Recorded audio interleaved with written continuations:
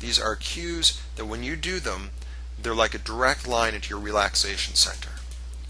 First thing is to breathe deeply from your belly. When you're abdominal breathing, when you're belly breathing, it's a signal to your brain that you're not in fight or flight, you're in a calm place, so it starts to relax. You can actually see on blood tests cortisol and adrenaline dropping out just with 10 minutes of belly breathing. Relax your forehead. Roll your eyes back. For those of you who are more aware of meditative techniques, you'll know one of them is to look at that space between your eyebrows.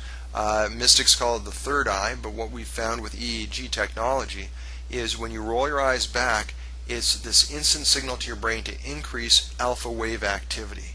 Remember that 8 to 12 hertz in the zone activity. Why it happens, we don't know. It just seems to be the way we're hardwired, so let's take advantage of it. By letting your eyes roll back in that way, you'll actually create a relaxation response.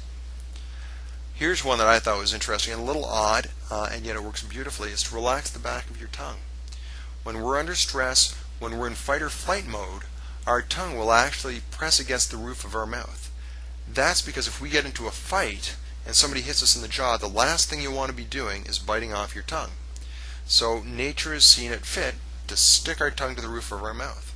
Well, if we relax the back of your tongue, take it off the roof of your mouth, that's actually telling your brain, hey, we're relaxed, we're in a safe place, we're not in fight or flight. And again, it increases that alpha wave activity. And relax your jaw. Again, the jaw muscles are part of your the fight part of your system, or fight or flight, right? In case you need to bite something. By relaxing your jaw, you're sending signals to your brain to let go, to relax, and by doing so, you're engaging this relaxation response. If you just take 10 minutes a day to do these 5 things, you will find that alone can have a profound effect on your stress levels. Now you need to feed your brain, right? You need to give it good nutrition. If you don't do that, it's as the computer saying goes, garbage in, garbage out. If you feed it crap, it's going to work kind of crappy for you. If you feed it well, you'll be amazed at what a difference it makes. So, make sure you feed it oxygen. Get good aerobic exercise. Walk every day. Certain nutrients are very helpful for the brain. Make sure you get a good multivitamin. One of my favorite lines out there is called Progressive, designed by naturopath, top-notch quality elements in it, and you'll pay a little bit more, but still very priced reasonably for what you're getting. So I would recommend that highly. If you find mood is an issue, if you're tending towards feeling flat or perhaps depressed, 5-hydroxytryptophan, 5-HTP can be bought at a health food store. If you're on an antidepressant that's an SSRI, consult with your physician before you take this, though, because you may need to balance out your medication levels. L-tyrosine for resilience. There's been some great research done with Marine recruits about Marine recruits who take 250 milligrams of L-tyrosine per day function better on physical and mental tasks than their control counterparts. L-tyrosine is a precursor to both adrenaline and dopamine. Adrenaline gives you physical resilience, dopamine emotional resilience.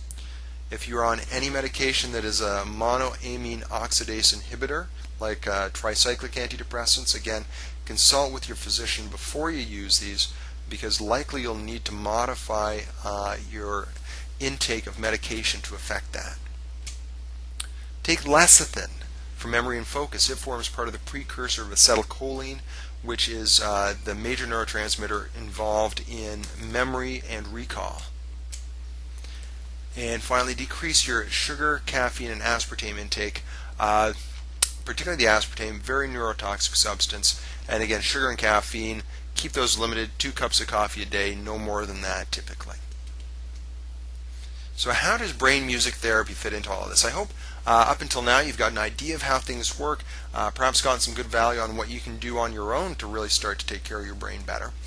Brain music therapy fits into this. We're going to talk a bit about that. But first, let's cover what is brain music therapy. Well, it's a computerized EEG that reads your brain waves. It filters them so we can take a look and say, this is the healthy part of your brainwave, this is the unhealthy part. We'll filter away the unhealthy part. And then we compose music based on your specific neural fingerprint. So think about this. We can actually take your brain waves, run it through an algorithm, and compose music around it. And we compose 2 music files for you. The music is either calming, so it allows you to move more into that delta state and theta state, or it's activating, bringing you to the more beta state of brain activity. So what kinds of effects have we observed? This has been a very nicely scientifically validated instrument studied at both the University of Toronto and the University of Russia. Well, in double-blind placebo-controlled studies at, again, U of M and U of T, we found that it's 85 to 90% effective in treating insomnia. So this is as good as prescription medication, and it has no side effects. So no hangovers, no dependencies, nothing. In fact, the beautiful thing is we're literally reprogramming your brain to be better at sleeping. There's a significant reduction in Beck Depression Index, along with the reduction and elimination of medications associated with the treatment of depression. So this is another thing we found has just been fantastic. Oftentimes what we're finding with depression is that doing some hypnosis work along with the brain music therapy goes a long way. The brain music therapy really helps rewire the brain, get the brain firing in a proper balance, and then the hypnosis is very good for taking a look at any particular issues which may be triggering the depression and changing those. Now, what are some other effects we see? A lot of addicts, we've noticed, have had their anxiety significantly reduced during withdrawal. And the reason for that, again, is addicts take whatever their drug of choice is in order to modulate their brainwave activity, while brain music therapy has the capacity to modulate that brainwave activity without using substances. We see that stage 4, the regenerative sleep that produces growth hormone, is doubled, as is REM sleep, rapid eye movement sleep, while REM sleep is important for learning and emotional processing. So your dreaming gets better, and you also wake up feeling so much more rested because you get deeper stage 4 sleep. Melatonin, which is a sleep hormone, its production is increased by up to 900%, and also melatonin is the precursor to serotonin in the body. So we know if melatonin is increasing, so serotonin production. On a more subjective scale, people report that they have better focus and better memory. They have a greater sense of calm. Again, their brains are working more efficiently in a more balanced manner. They have a deeper sleep and they wake feeling rested. They have an enhanced ability to manage stress because their brains are more flexible. When they go to sleep, they get into that deep sleep to regenerate and repair. When they're awake, they're focused. They're not floating in this half fog all the time. So who are we finding that's getting really good benefits from brain music? Who's using it? Well, over 10,000 people in Europe and the US have used brain music therapy to, first of all, work with clinical issues. So again, the depression, insomnia, those sorts of things. To enhance their athletic competitive advantage. Again, keeping your mind focused and sharp when it needs to be, but also being able to relax and calm down.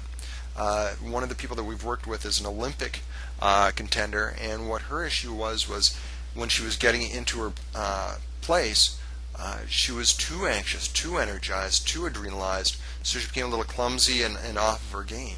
So we've used this to help her get into a relaxed, focused zone. People who want to get an edge in business performance. So much of the business game is how well are you functioning?